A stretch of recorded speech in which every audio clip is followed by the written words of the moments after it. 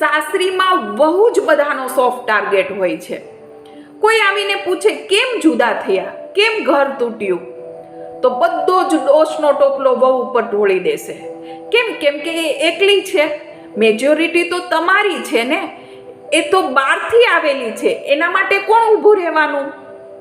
અને ભૂલથી જો એ પોતાના માટે અવાજ ઉઠાવે તો એના જેવું બદતમીજ, અડિયલ, મુફ્ફટ કોઈ જ નહીં.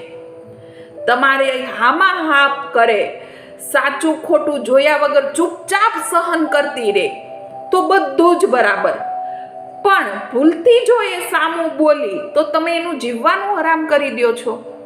હું એવું નથી કહેતી કે લોકો જાણી જોઈને આવું કરે છે, પણ જે ઘરની અંદર વડીલોની જવાબદારી હોય છે કે આવેલી વહુને પોતાનાપણાનો અહેસાસ અપાવવાનો, એ જ વડીલ એ વહુને વિલન બનાવી દે છે. અને પછી આરામથી બેઠા બેઠા પતિ પત્ની વચ્ચે, દીકરાને વહુ વચ્ચે જે ઝઘડો ચાલે રાખતો હોય ને એ જોયા કરે છે. બધી આંગળીઓ સરખી નથી હોતી, પણ જે આ તેડી આંગળી છે ને, હું એમની વાત કરું છું. તમારી સાથે આવું થતું હોય ને તો વિડીયો શેર કરી દો.